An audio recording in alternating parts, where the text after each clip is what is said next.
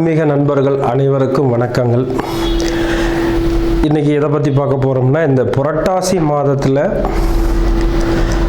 நம்ம 12 ராசிக்கு உரிய என்னென்ன அமைப்பு இருக்குது, எப்படி இருக்குது, இந்த மாதத்தில் இந்த 2025 எந்தெந்த அமைப்புகள்லாம் வர இருக்குது அப்படிங்கிறத பற்றி பார்க்கலாம். அதை இப்போ இந்த இடத்துல நம்ம உடல்நிலை எப்படி இருக்குது, வருமானம் எப்படி இருக்குது, அடுத்தது நம்ம என்ன தொழில் செய்யலாம், எதில் காதல் வருதா, இல்லதுக்கு திருமணத்தில் பிரச்சனை இருக்கா, நல்லா இருக்கா, இன்னும் இந்த தொழில் ரீதியாக என்ன வருமானம் இருக்கா, செலவு இருக்கா, எதில் நம்ம அதிகமாக இன்வெஸ்ட் பண்ணலாம், பண்ண வேண்டாம் அப்படிங்கிற தன்மைகள் எல்லாம் இந்த அமைப்பில் நம்ம கொஞ்சம் விரிவாக பார்த்து அதுக்கான என்ன சொல்யூஷன், என்ன செய்யலாம் அப்படிங்கிற தன்மையில் நம்ம இப்போ இந்த புரட்டாசி மாத பலன்களை பார்க்கலாம். அதில் இப்போ ஒவ்வொரு கணக்குலேயும் ஒவ்வொரு சூழல்கள் வரும். ஒவ்வொரு ராசிக்கு இந்த மாதிரி செய்யலாம், செய்யக்கூடாது அப்படிங்கிற ஒரு சூழல்லாம் இருக்கும். அது எல்லாத்தையும் நம்ம பொறுமையாக அழகாக அது என்னென்ன செய்யலாம், என்னென்ன செய்யக்கூடாது.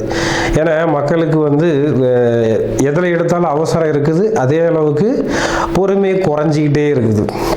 அப்போ அந்த பொறுமையாக என்ன சொல்ல வரோம், அதில் இருக்கிற ப்ளஸ் ஆர் மைனஸ் என்ன, அதை தெரிஞ்சு அதை அனுபவப்படுத்தி அதை நீங்கள் உங்கள் லைஃப்பில் பொருத்தி அதை நல்ல ஒரு ஆழ்ந்த சிந்தனையோடு எடுத்துகிட்டு போய் அதை நீங்கள் சரியாக பயன்படுத்திக்கிறீங்கன்னா இந்த ராசி பலன் அந்த விஷயம் இருக்கு இல்லையா, அது மாத ராசி பலன்.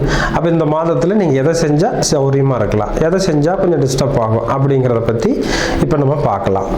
விருச்சிக ராசி அன்பர்களுக்கு இந்த புரட்டாசி மாதத்தில் 2025 எப்படி இருக்குது அப்படின்னு பார்த்தீங்கன்னா, இந்த விருச்சிக ராசிக்கு அந்த ராசி அதிபதி 12 இருக்கார். அவர் 6 அதே மாதிரி 10ஆம் அதிபதி 11 இருக்குது. தொழிலில் நான் எப்படியாவது முன்னேறணும் அப்படின்னு ஒரு எண்ணம் வருங்க. அந்த தொழில் ரீதியாக வர விஷயத்தில் அந்த எண்ணத்தை முதல்ல குறைச்சிடணுங்க. ஏன்னா இடம் மாறுறோம் அப்படின்னா இடம் மாறி தொழில் செய்யணும், போகணும், வரணும்னு எண்ணம் வருங்க. அதுக்கு வெற்றி கிடைக்குமா, வாய்ப்பு இருக்குது. ஆனால் பேராசை வரக்கூடாதுங்க. 5 உங்களுக்கு அந்த விருச்சிக ராசிக்கு 5 சனி இருக்கார்.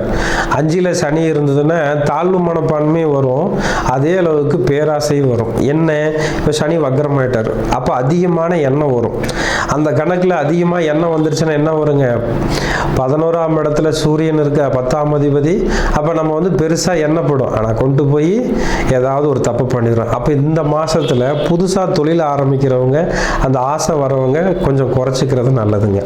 தொழிலில் இன்வெஸ்ட் அதிகமாக பண்ணுறவங்கள குறைச்சிக்கிட்டா நல்லது. அதை குறைச்சி அது சரியானதாக எடுத்துகிட்டு போயிட்டா போதுங்க.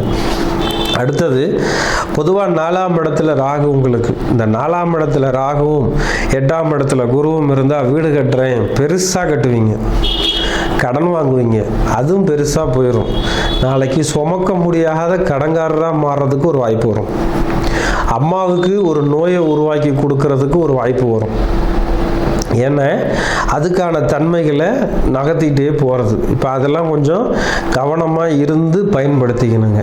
அடுத்தது 8ஆம் இடத்துக்கு இந்த ஒரு சூழலில் குரு வந்துட்டாரு, அதுக்கு திரிகோணத்தில் இருக்குது ராகு அப்படின்னா, பொதுவாக நீங்கள் இந்த இதிலிருந்து ஒரு குறிப்பிட்ட நாள், அதாவது குறிப்பிட்ட நாள் என்ன, இன்னும் ஒரு 2-2.5 வருஷத்துக்கு ஸ்டேஷனுக்கு, ஜிஹெச்சுக்கு, கோர்ட்டுக்கு நீங்கள் சும்மாவாவது போய் என்ட்ரி பண்ணிட்டு வந்துடுங்க. இல்லைன்னா அங்கே போகக்கூடிய தன்மை வந்துடும்.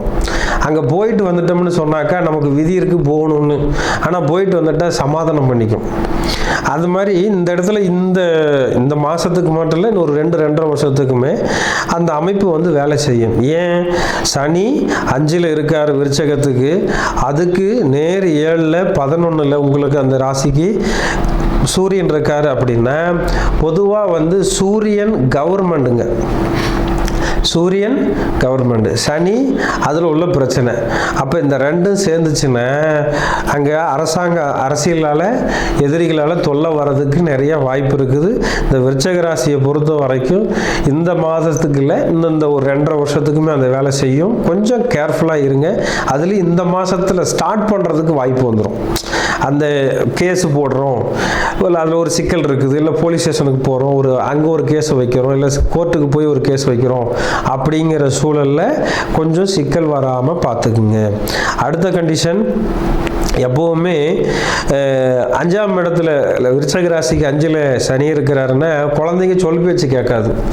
குழந்தைகளை பிடிச்சி அடிக்கிறது, உதைக்கிறது, மிரட்டுறது, இல்லை அவங்கள கொண்டுட்டு போய் ஹாஸ்டலில் சேர்க்கறது, இந்த மாதிரி சில விஷயங்கள் நடக்கிறதுக்கு வாய்ப்பு இருக்குது. அதில் இந்த விருச்சக ராசிக்காரருக்கு பொதுவாக வந்து இப்போ குரு வக்ரமாகிற காலத்தில் திருமண யோகம் சிறப்பாக இருக்கும்.